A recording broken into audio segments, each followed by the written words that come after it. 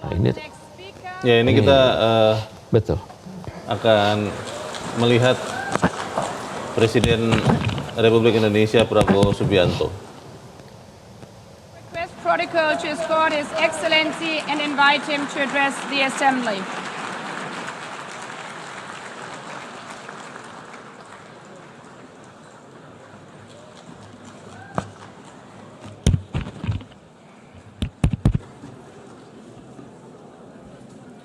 His Excellency, Mr. Antonio Guterres, Secretary General of the United Nations, Her Excellency, Madame Annalena Baerbock, President of the United Nations General Assembly, His Excellency, Mr. Moses Abelian, Under-Secretary General for General Assembly and Management, Excellencies, Heads of States, Heads of Governments, distinguished delegates, ladies and gentlemen, it is indeed a great honor for me to stand in this august General Assembly Hall among leaders and representatives who represent almost all of humanity. We differ in race, religion, and nationality, yet we gather together today as one human family. We are here first and foremost as fellow human beings, each created equal, endowed with unalienable rights to life, liberty, and the pursuit of happiness. The words of the United Nations Declaration of Independence have inspired democratic movements across continents, including the French Revolution, the Russian Revolution, the Mexican Revolution, the Chinese Revolution, and Indonesia's own struggle and journey to freedom. It also gave birth to the Universal Declaration of Human Rights, adopted by the United Nations in 1948. All men are created equal was the creed that opened the way to unprecedented global prosperity and dignity. And yet, in our own era of scientific and technological triumphs, an era capable of ending hunger, poverty, and environmental ruin, we also continue to face today grave dangers, challenges, and uncertainties. Human folly, fueled by fear, racism, hatred, oppression, and apartheid, threatens our common future. My country knows this pain. For centuries, Indonesians lived under colonial domination, oppression, and slavery. We were treated less than dogs in our own homeland. We Indonesians know what it means to be denied justice and what it means to live in apartheid, to live in poverty, and to be denied equal opportunity. We also knew what solidarity can do in our struggle for independence, in our fight to overcome hunger, disease, and poverty. The United Nations stood with Indonesia and gave us vital assistance.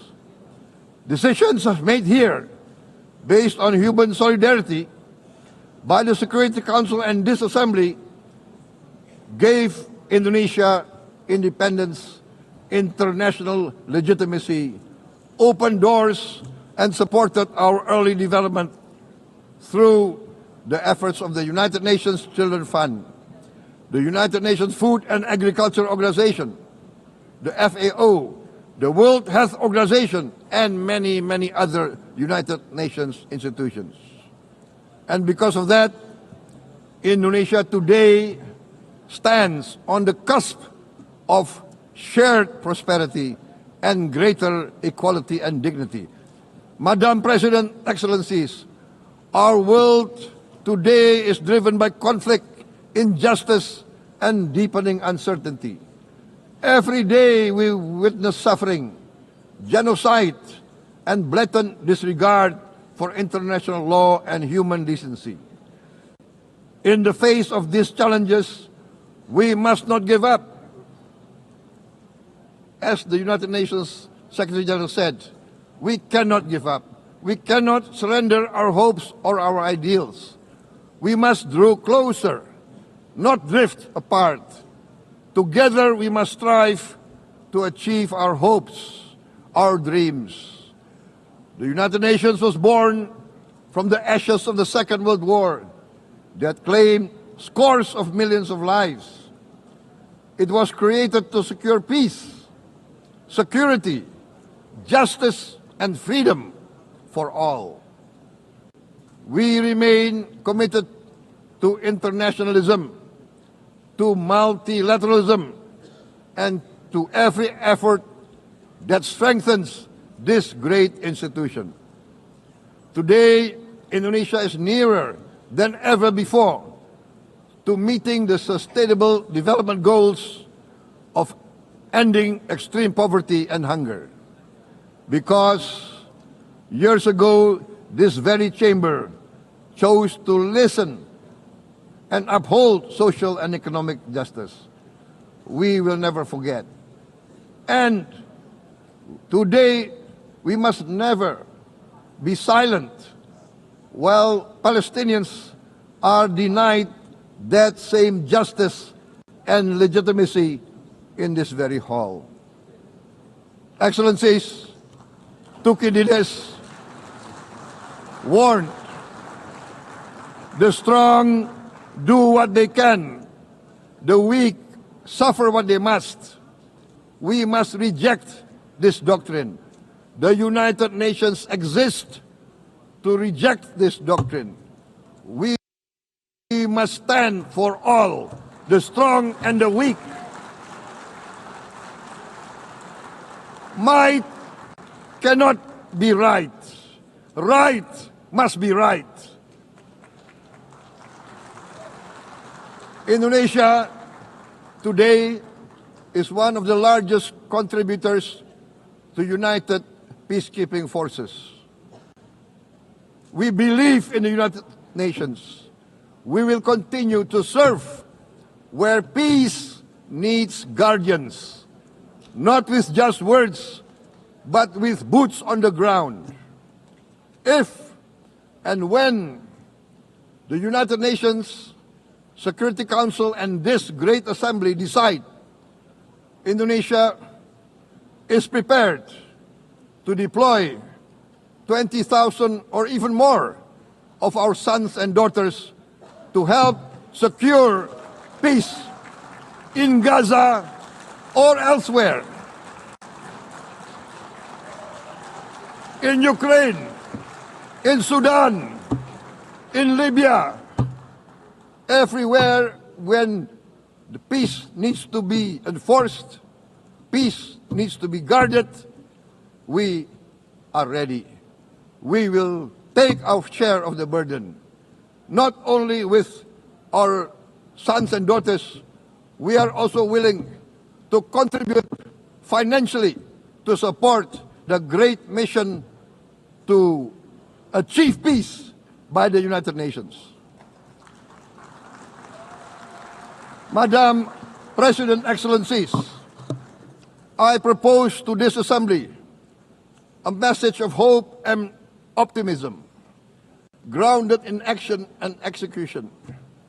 Today, we heard the speech of Madam President, the President of the United Nations General Assembly. Yes, it is true what she said. Without the International Civil Aviation Organization, will we be here today? Will we sit in this great hall? Without the United Nations, we cannot be safe. No country can feel secure. We need the United Nations, and Indonesia will continue to support the United Nations.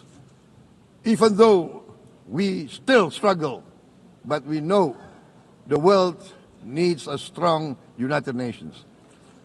The world's population is growing. Our planet is under strain. food, energy, and water insecurity haunt many nations. We choose to answer these challenges directly at home and to help abroad wherever we can. This year, Indonesia recorded the highest rice production and grain reserves in our history. We are now self-sufficient in rice, and we are starting now to export rice to other nations in need, including providing rice for Palestine. We are building resilient food supply chains, strengthening farmer productivity, investing in climate-smart agriculture to ensure food security for our children and for the children of the world. We are confident in a few years' time, Indonesia will be the granary of the world. As the world's largest island state, we testify before you that we are already experiencing the direct consequences of climate change, particularly the threat of rising sea levels. The sea level on the north coast of our capital city is increasing by 5 centimeters every year. Can you imagine in 10 years? Can you imagine in 20 years? For this, we are forced to build a giant seawall, 480 kilometers in length. It will take us maybe 20 years, but we have no choice. We have to start now.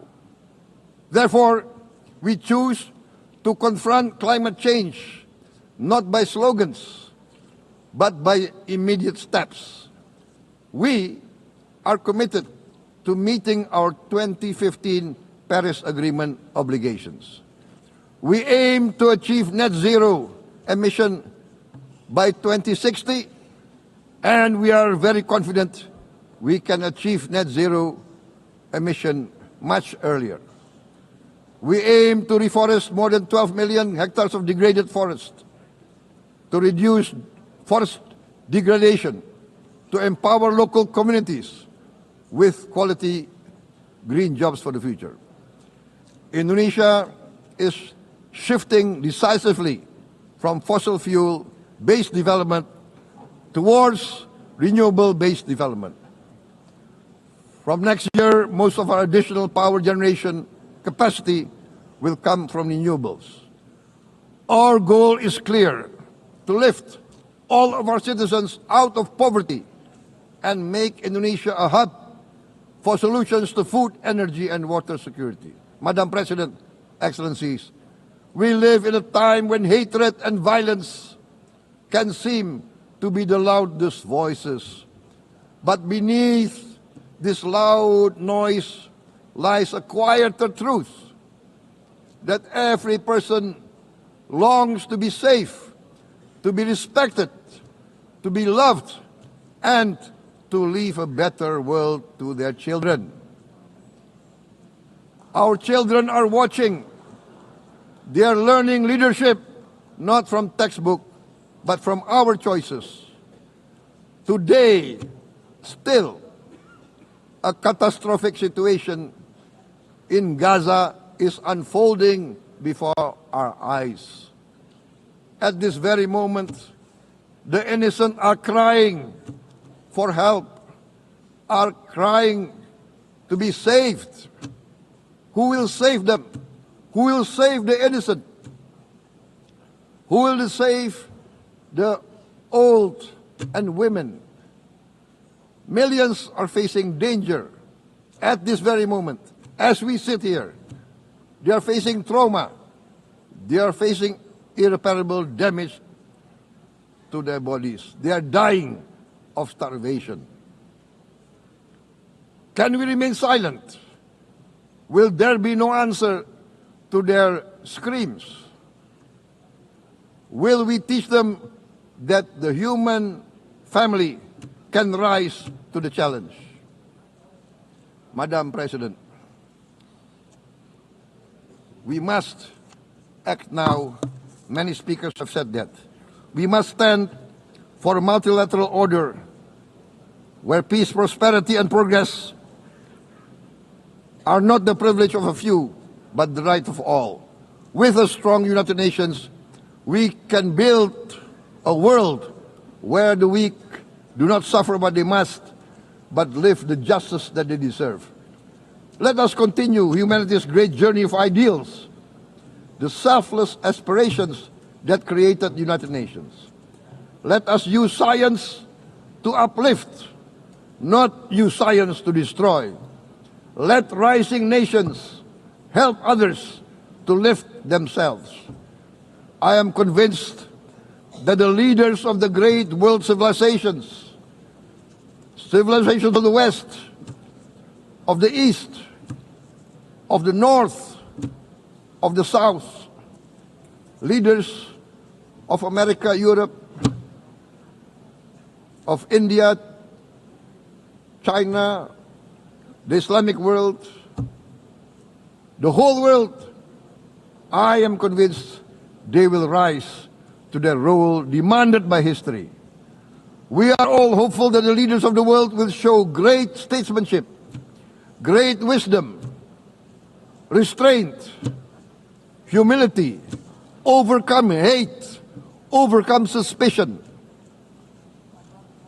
Madam President, distinguished delegates, we are greatly heartened by the events of the last few days, where significant leading countries of the world have chosen to side with history, to choose the right side of history, the path of the moral high ground, the path of rectitude, the path of justice, the path of humanity, to shun hatred, to overcome suspicion, and to avoid the use of violence. The use of violence will beget violence. No one country can bully the whole community of the human family.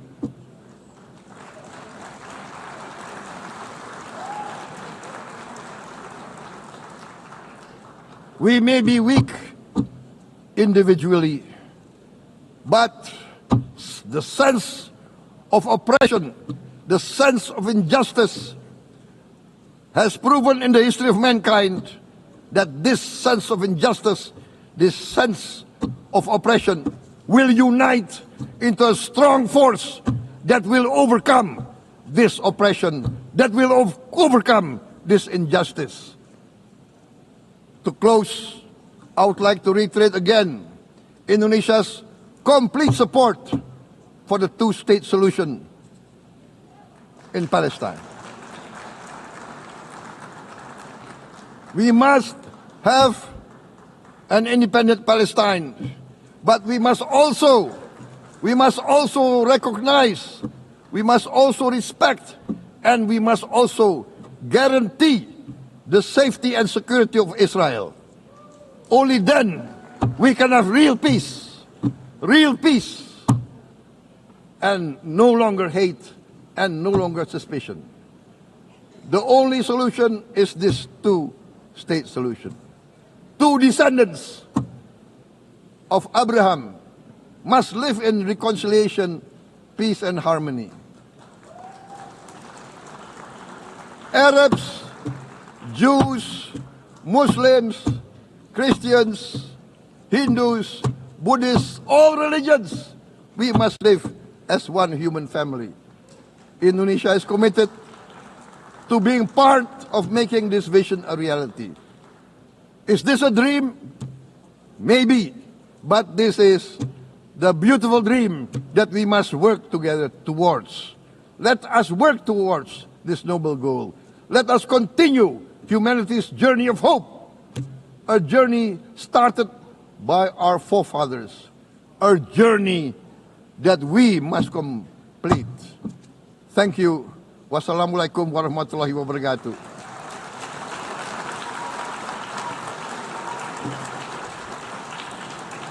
Shalom. Om Santi, Santi, Santi Om. Namo Buddhaya. Thank you very much. May God bless us all. May peace be upon us. Thank you very much. Thank you. On behalf of the Assembly, I wish to thank the President of the Republic of Indonesia,